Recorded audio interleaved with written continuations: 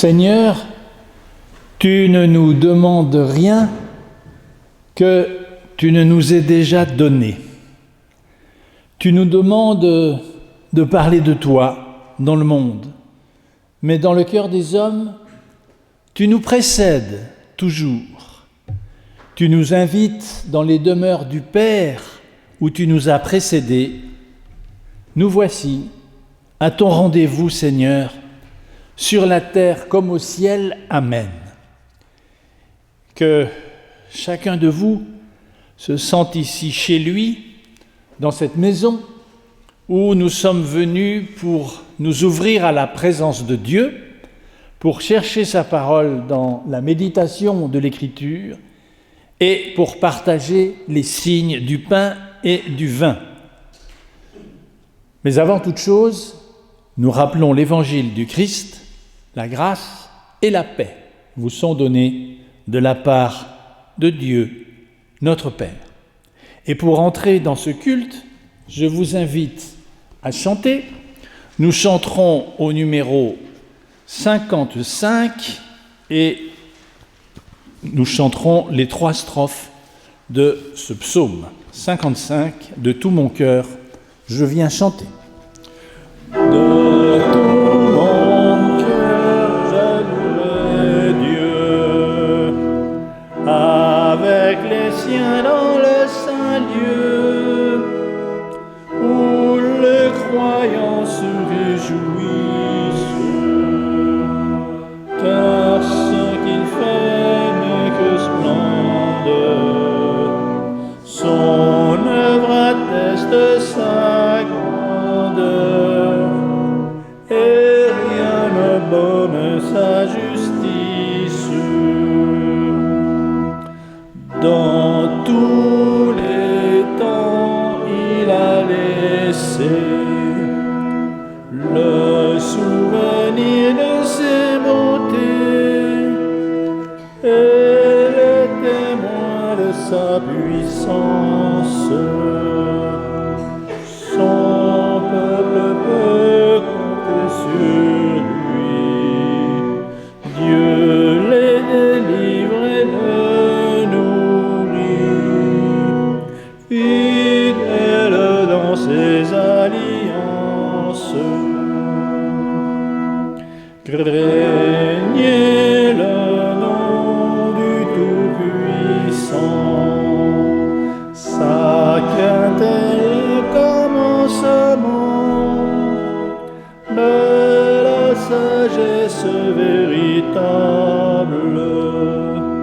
Celui qui veut suivre sa loi a l'esprit juste et le cœur droit. Seigneur, ta gloire est immuable.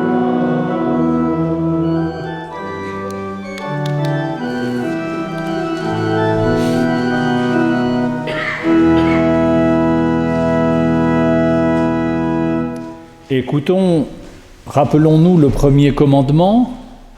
Écoute, Israël, notre Seigneur est unique, et tu l'aimeras de tout ton cœur, de toute ta force, de toute ton âme et de toute ta pensée. Et le second, qui lui est semblable, tu aimeras ton prochain comme toi-même. Et nous resterons recueillis un moment dans la prière avec une prière de Jean Tolère, qui était un prédicateur et théologien strasbourgeois du XIVe siècle, dont on a de bonnes raisons de penser qu'il a beaucoup influencé, notamment dans l'aspect spirituel et mystique, le jeune Luther. Ô Père bien-aimé, guéris mon âme, car je me suis égaré. Rappelle-toi, Dieu fidèle, la parole de consolation que tu as prononcée par la bouche du prophète Jérémie. Reviens à moi, je veux t'accueillir. Ô Père de toute miséricorde, je m'en remets à cette parole de consolation. Je me tourne vers toi de tout mon cœur, comme si tu n'avais dit cette parole à personne d'autre qu'à moi seul. Je t'ai abandonné, toi la source d'eau vive, et j'ai creusé d'autres puits. J'ai cherché d'autres voies dans ce monde. J'ai suivi des chemins qui ne mènent nulle part. Tout cela s'évanouit comme un souffle. Je t'ai délaissé, toi le pain de vie, car j'ai assouvi d'autres appétits. C'est pour ça que je suis aussi dépouillé que le Fils prodigue. Mais je te prie, Dieu fidèle, ne te souviens plus de mes errances et viens me retrouver par Jésus-Christ. Amen.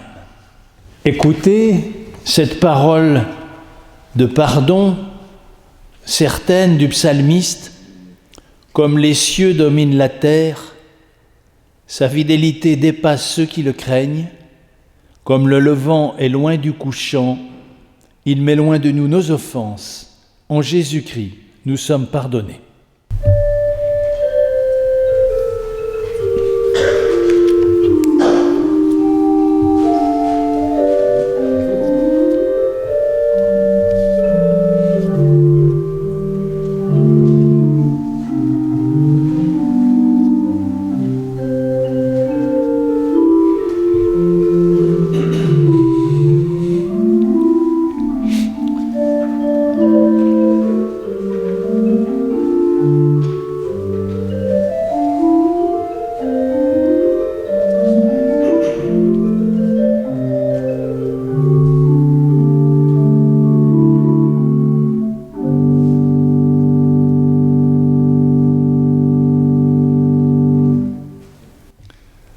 Confessons notre foi chrétienne. Je crois en Dieu, le Tout-Proche, plus que l'homme ne l'est de lui-même et que le ciel ne l'est de la terre. Je crois en Jésus-Christ, face divine de l'homme et face humaine de Dieu, crucifiée et victorieuse. Il a accepté la mort mieux que nous n'acceptons la vie. Il est venu libérer l'homme de ses idoles et il nous donne sa paix. Je crois en l'Esprit Saint qui nous unit au Christ dans le monde de Dieu, ici et maintenant, événement de l'Église, dans la foi, l'espérance et l'amour. Amen.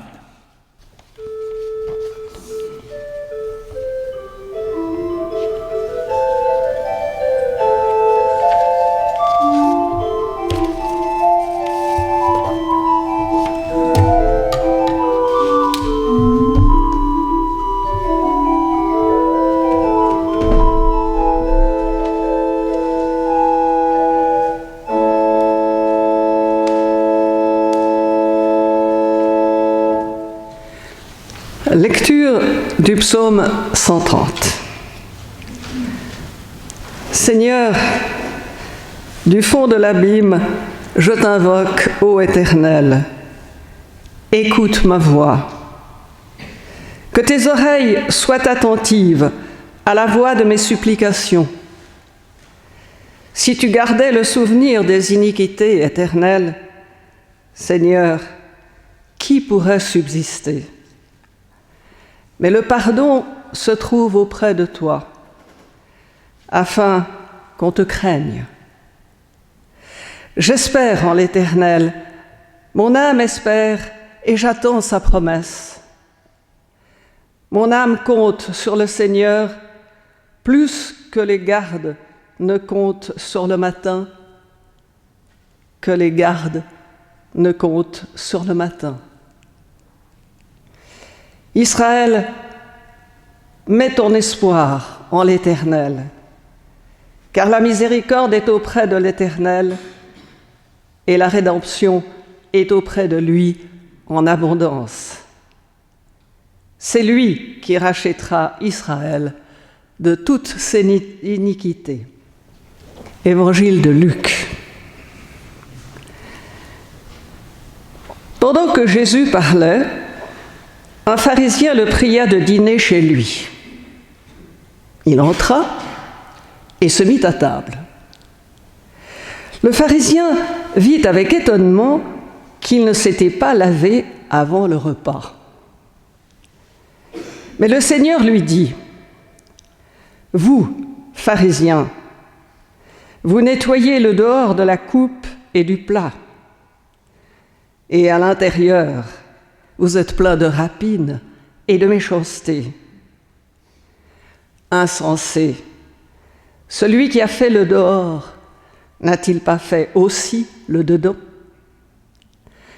Donnez plutôt en aumône ce que vous avez. Et voici, toutes choses seront pures pour vous. » Et dans l'Épître aux Corinthiens.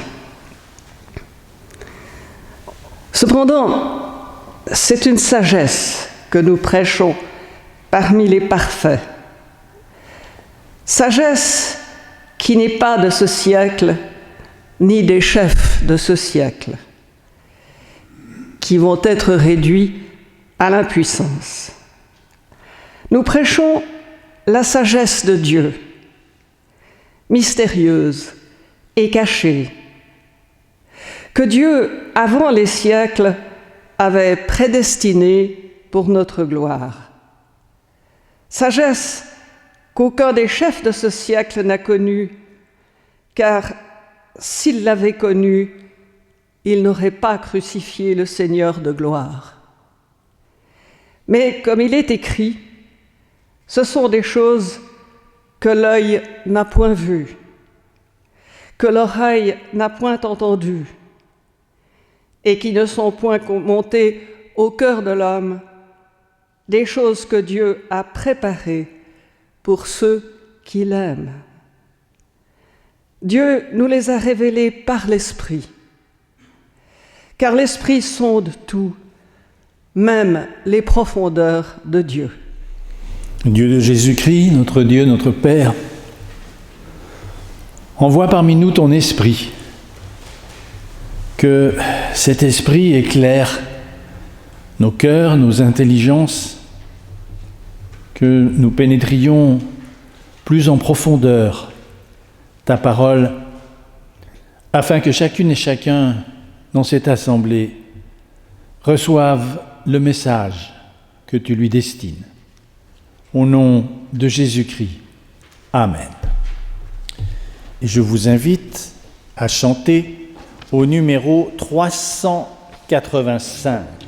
Maître tout-puissant, les hommes et les anges, Seigneur de l'univers et notre Rédempteur, entends monter vers toi la voix de nos louanges, qui disent ton amour et voilà ta grandeur.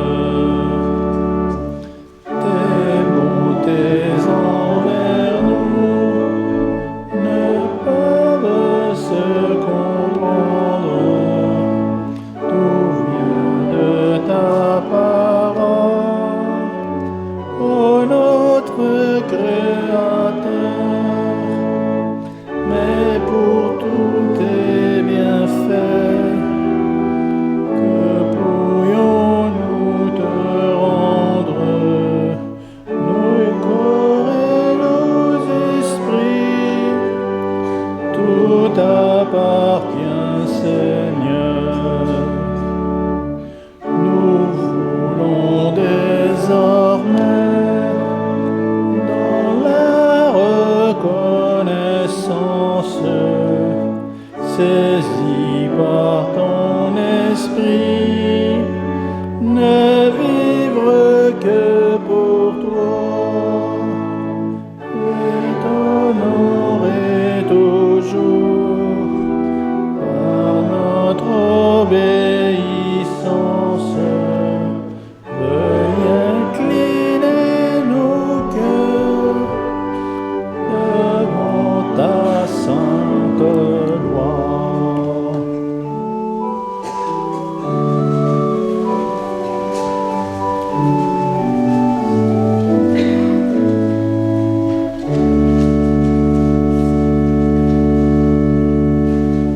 Le psaume qui vient d'être lu, le psaume 130, est célèbre. Son titre latin est le De Profundis. Et à première lecture, il se présente comme la prière d'un homme qui est plongé dans le malheur et dans la culpabilité et qui se tourne vers Dieu pour lui demander secours. Les traditions juives et surtout chrétiennes ont associé ce psaume à la liturgie du deuil en raison de sa tonalité dramatique. Il se récite dans l'intercession pour les morts, ce que les églises de la Réforme ne pratiquent pas, au motif que l'expression « le pays des profondeurs » désigne dans l'Ancien Testament le séjour des défunts. Et là-dessus, Calvin, dans son commentaire, fait une observation que je trouve très juste. Il dit « Depuis qu'on a tiré ce psaume par les cheveux pour l'appliquer aux morts, tout le monde a estimé qu'il ne servira de rien aux vivants. Et nous avons été privés d'un trésor inestimable. » Eh bien, je vous propose que nous oublions les défunts pour nous occuper des vivants. Vous avez remarqué que ce psaume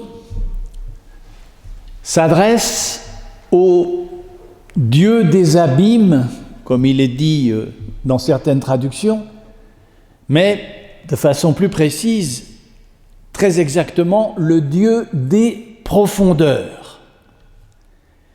Et le mot profondeur est employé dans le texte original au pluriel.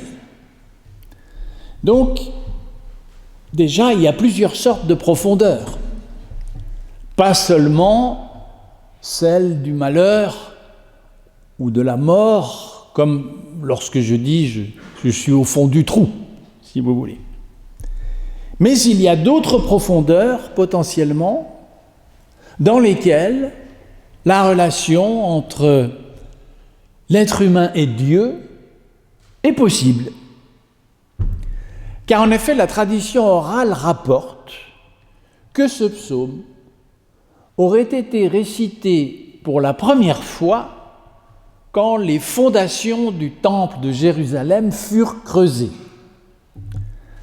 Alors vous conviendrez que dans ce cas, la profondeur ne peut plus être un symbole négatif de la détresse humaine, mais plutôt un symbole positif de ce qui soutient le temple, c'est-à-dire la promesse de Dieu et la foi d'Israël. Ainsi, il y a des profondeurs qui ne sont pas dramatiques. Et ils m'est implicitement demandé d'invoquer Dieu, non seulement quand je suis au plus bas, mais dans bien d'autres circonstances aussi. Et la Bible nous donne maints exemples de profondeur où Dieu est présent. Songez par exemple au Cantique des Cantiques. L'expérience de l'amour humain, par excellence. C'est une expérience des profondeurs de l'être.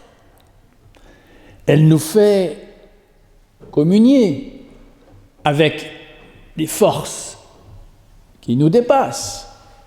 Je suis tombé amoureux, je suis tombé comme si ça nous était tombé dessus, de fait. C'est bien ça. Les poètes chantent la part divine de l'étincelle amoureuse.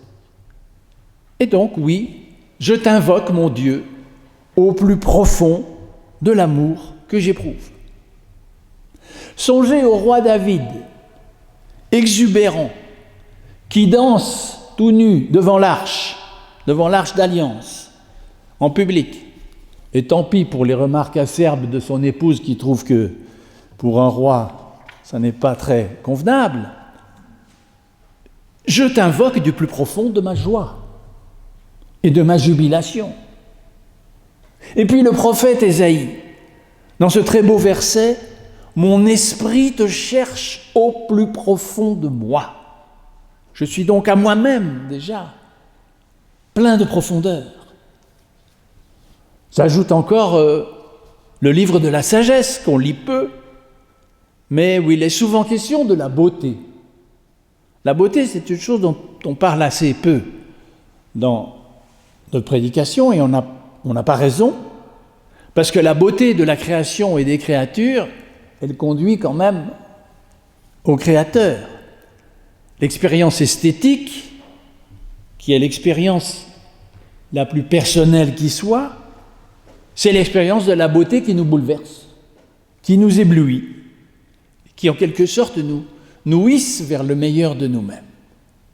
Depuis toutes ces profondeurs-là, dans toutes ces profondeurs-là, je peux invoquer Dieu, et c'est pourquoi l'apôtre Paul tire la conclusion de tout ça en disant que l'Esprit sonde tout, même les profondeurs de Dieu. Et in fine, il nous donne à penser qu'une autre manière de parler de Dieu est possible.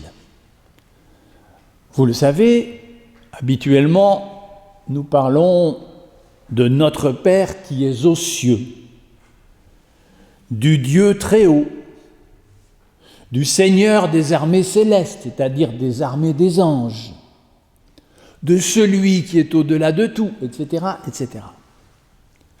Autant d'images de la hauteur pour essayer de traduire la transcendance de Dieu.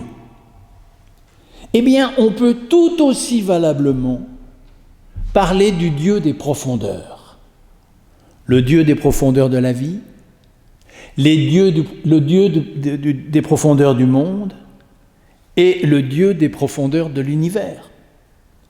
C'est une autre manière de rendre la transcendance qui peut-être semblera moins naïve à nos contemporains, parce que nous vivons une époque où, depuis très peu de temps, le télescope spatial James Webb, il explore les planètes du système solaire et leurs satellites comme on regarde dans le jardin du voisin d'à côté.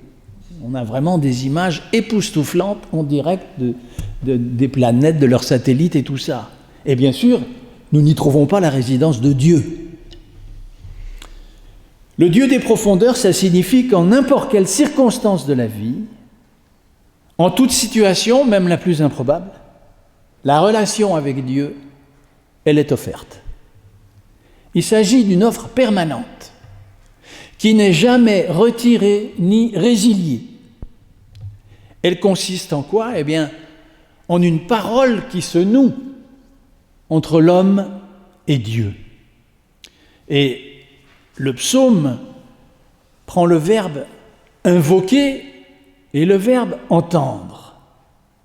En appelant Dieu, c'est-à-dire en l'invoquant, en n'importe quelle circonstance ou situation rencontrée dans la vie, je suis certain d'être entendu.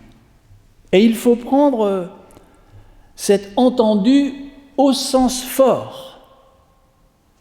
Parce que vous serez peut-être d'accord avec moi, je trouve qu'il n'y a rien de plus frustrant, voire agaçant, de s'adresser à quelqu'un dont vous sentez qu'il ne vous entend pas. Que ce que vous lui dites l'indiffère.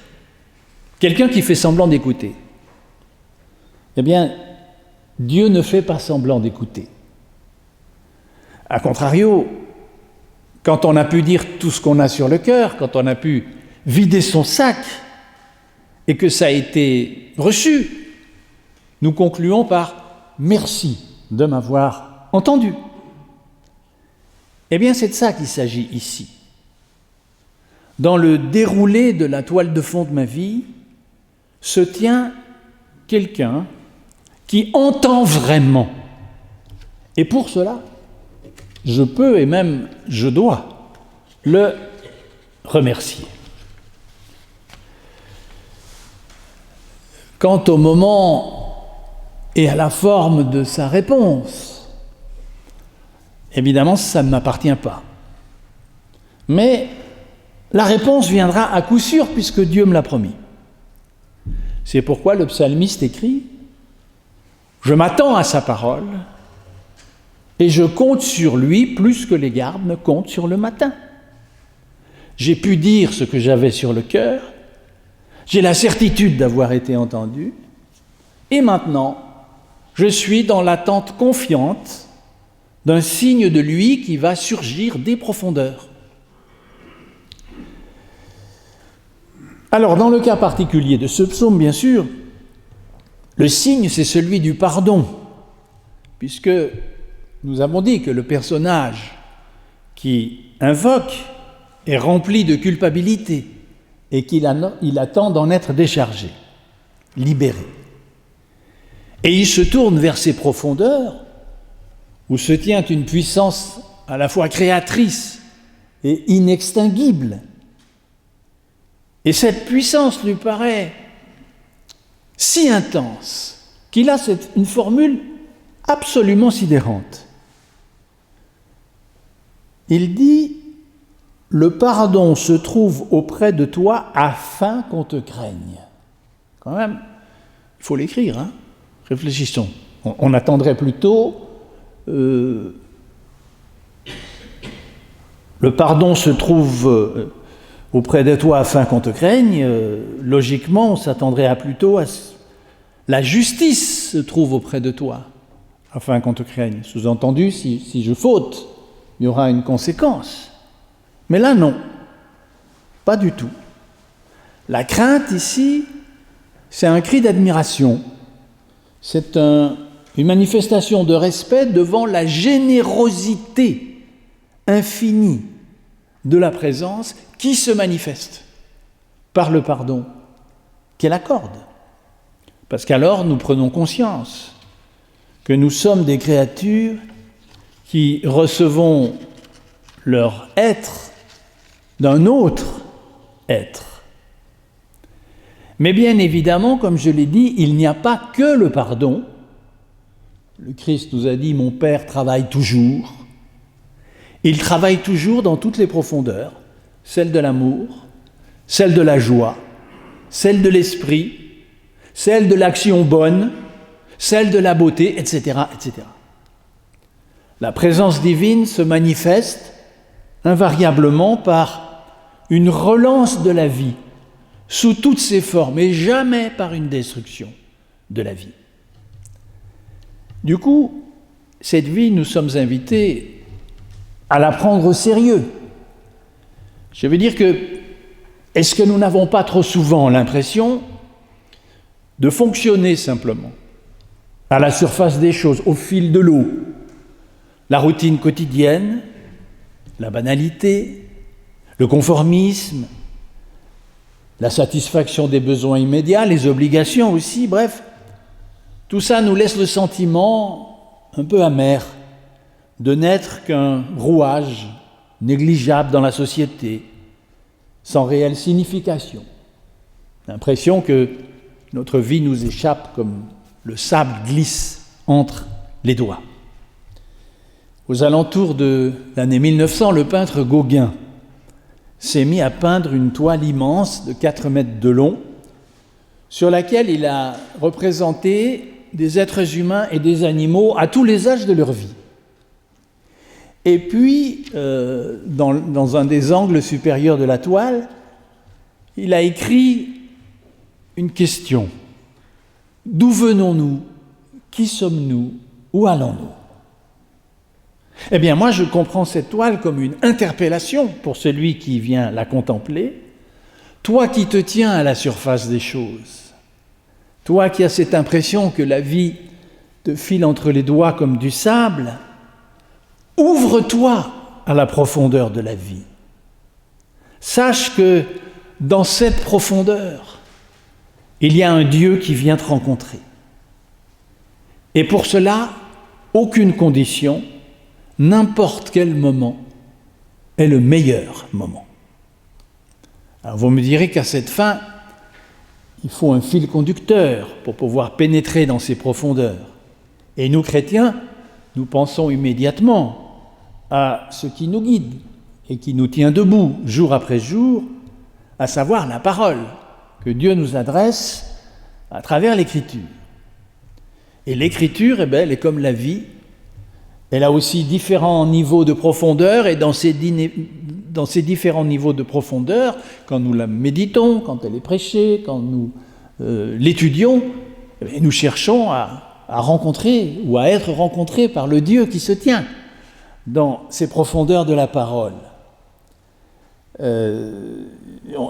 La preuve, c'est que on peut méditer des dizaines de fois sur le même texte, une parabole par exemple, et chaque fois, y trouver un angle différent, un éclairage qu'on n'avait pas encore tout à fait aperçu, et ce, de façon presque indéfinie. C'est en approfondissant la parole de Dieu que je m'approfondis moi-même, que je m'ouvre à la profondeur de Dieu. C'est une clé. Pour nous-mêmes, c'est la clé. C'est la clé de la connaissance de soi. Et j'ose espérer que c'est ce que nous expérimentons dimanche après dimanche. Celui qui a fait le dehors, n'a-t-il pas fait aussi le dedans ? Parole de Jésus, c'est une objection, bien sûr, une objection au formalisme des pharisiens à propos de la pureté rituelle qui avait cours chez eux.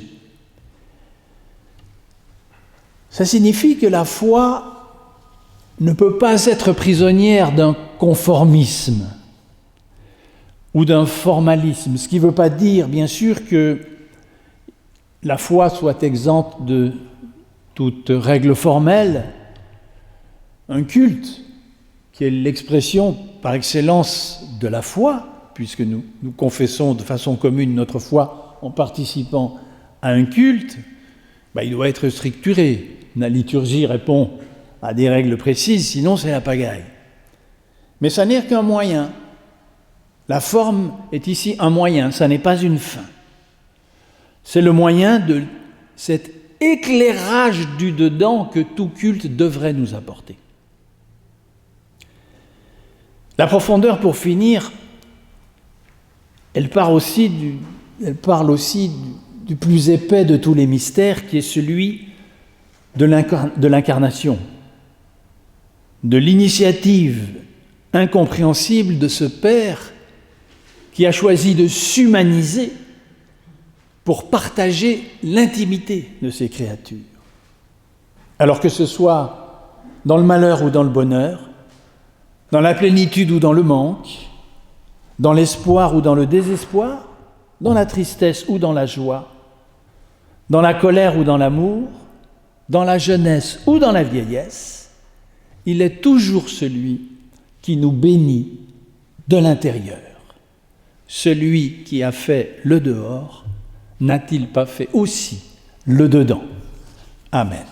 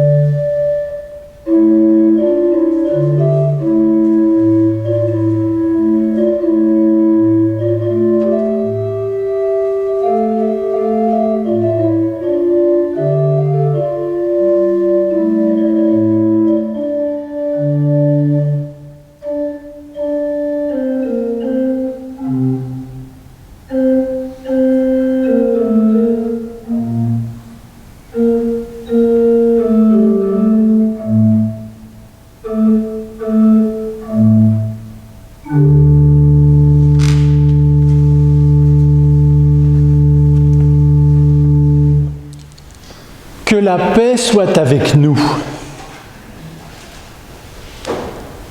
Nous te bénissons, Père des Lumières, car tu éclaires l'homme de ton image, afin que, par ta lumière, il voie la lumière. Nous te bénissons, Jésus-Christ, qui délivre tous ceux qui, par crainte de la mort, sont toute leur vie retenus dans l'esclavage. Nous te bénissons, Esprit Saint, présence de Dieu en nous, qui vient au secours de notre faiblesse. Nous faisons maintenant mémoire des signes que Jésus nous a laissés en partage. Pendant qu'il mangeait, Jésus prit du pain. Après avoir prononcé la bénédiction, il le rompit et le donna aux disciples en disant « Prenez, mangez, ceci est mon corps. » Il prit ensuite une coupe. Après avoir rendu grâce, il la leur donna en disant « Buvez-en tous, car ceci est le sang de l'Alliance, répandu pour beaucoup pour le pardon des péchés.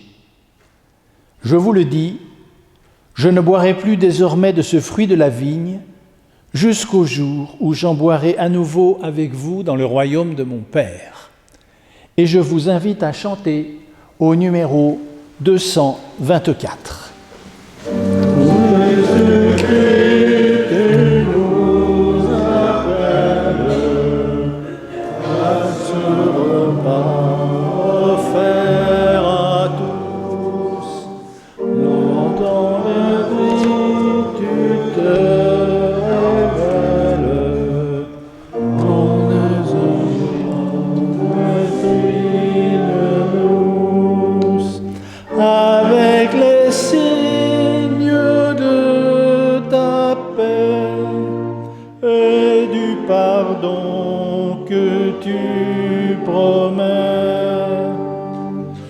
Tu nous accueilles dans ta joie, nous qui n'avons rien mérité.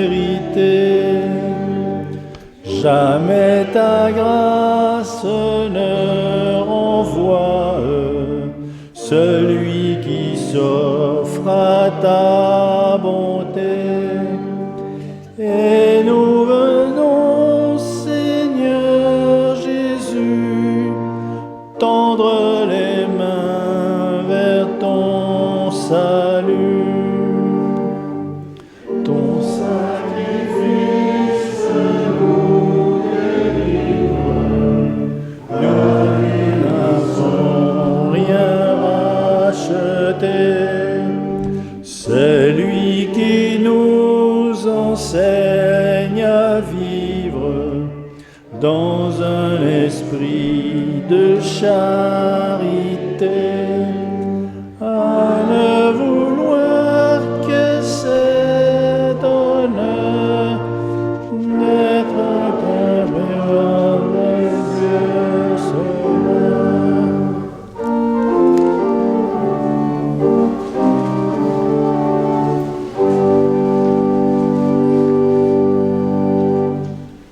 Nous prions. Rassemblés autour de cette table, nous célébrons le ministère de Jésus-Christ, ton serviteur et notre Maître.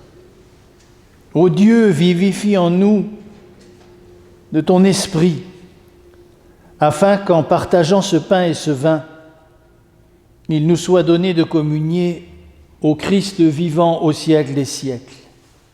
Le Christ qui nous dit « Je suis le pain de vie, celui qui vient à moi n'aura jamais faim, et celui qui croit en moi n'aura jamais soif. » Unissons-nous dans la prière d'intercession ce matin, plutôt que de toujours demander, voire nous plaindre, remercions. Seigneur, la plupart du temps, dans nos prières, nous nous plaignons. Pour une fois, nous voulons te prier pour te remercier.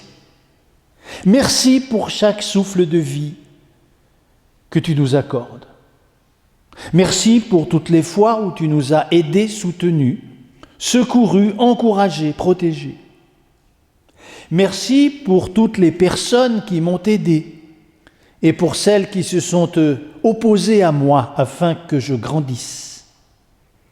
Merci pour mes réussites et aussi pour mes échecs.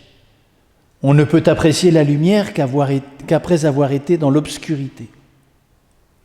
Merci pour les miracles visibles et invisibles que tu accordes à chacun de tes enfants au jour le jour. Merci pour l'amour qui m'entoure à travers mes proches, ma famille, mes amis. Merci pour la beauté du monde dont tu me demandes de prendre soin. Merci pour la nuée de témoins que tu as semés à travers le labyrinthe des générations. Et merci de pouvoir te dire merci, garde-nous auprès de toi.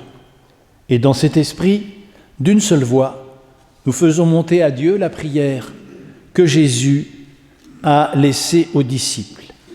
Notre Père qui es aux cieux, que ton nom soit sanctifié, que ton règne vienne, que ta volonté soit faite sur la terre comme au ciel. Donne-nous aujourd'hui notre pain de ce jour. Pardonne-nous nos offenses, comme nous pardonnons aussi à ceux qui nous ont offensés. Et ne nous laisse pas entrer en tentation, mais délivre-nous du mal, car c'est à toi qu'appartiennent le règne, la puissance et la gloire au siècle des siècles. Amen.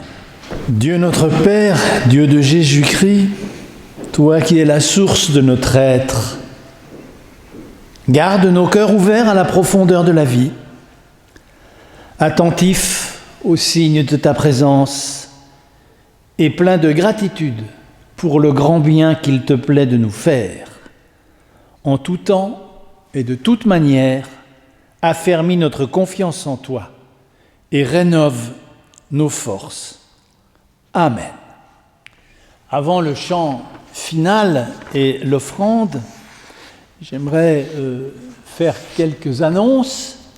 D'abord, aujourd'hui même, bien sûr, puisque nous sommes pendant la semaine de l'unité des chrétiens, il y a la célébration écuménique ce soir à la cathédrale Saint-Pierre à 18h, le culte du soir étant présidé à Champel à 20h30 par François Roux. Le mardi, mardi prochain, 24, eh bien, ce sera la séance de clôture du séminaire sur les racines qui te portent et j'étudierai en particulier, j'essaierai de répondre à cette question qui a fait tant débat dans les siècles précédents. Qui est vraiment responsable de la mort de Jésus? Et nous verrons quelle a été parfois l'utilisation qui a été faite de cette réponse dans la controverse contre les Juifs. Et de cette manière, nous terminerons le séminaire. C'est donc mardi 24 à 12h à la chapelle de Champel. Le jeudi 26 janvier, je vous rappelle la série que préside mon collègue Emmanuel Fuchs et le pasteur Marc Pernaud. Vous avez dit calviniste, quel héritage pour la réforme au XXIe siècle, au temple de Champel, à 18h15. Et dimanche 29 janvier, un culte invitation. Vous savez que nous avons dans l'année des cultes un peu spéciaux, et celui-ci en est un. Les cultes invitations sont des cultes dans lesquels on invite une personnalité qui peut témoigner de sa foi, mais dans le cadre qui est le sien. Et donc le 29 janvier, c'est une réflexion sur l'engagement politique et la foi chrétienne avec Claude Ruet. Et ce culte sera suivi d'un repas canadien. Je vous invite à présent à chanter. Pendant le chant, votre offrande sera recueillie. Merci d'avance de votre don par lequel vous permettez à cette paroisse de continuer son ministère dans cette grande région du centre-ville. Et après la bénédiction, bien sûr, vous êtes chacun et chacune cordialement invités à un après-culte qui se tient dans le foyer. Nous chantons, pour terminer, au 425. Prends en ta main la mienne et guide-moi. Si ton bras me soutienne, je suis à toi. Sans toi, je ne puis faire même un seul pas. Prends-moi donc au bon Père entre tes bras. Enrichis de ta grâce mon pauvre cœur. Pour moi son prix surpasse joie et douleur. À tes pieds se repose ton faible enfant. Je ne sais qu'une chose, vivre en croyant.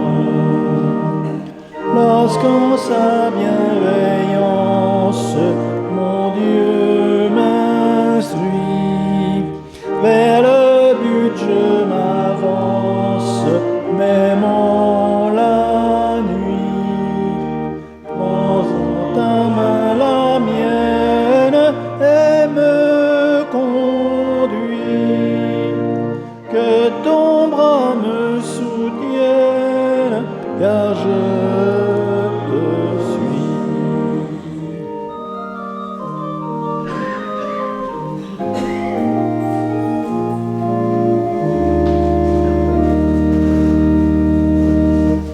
Recevez la bénédiction de la part de notre Dieu.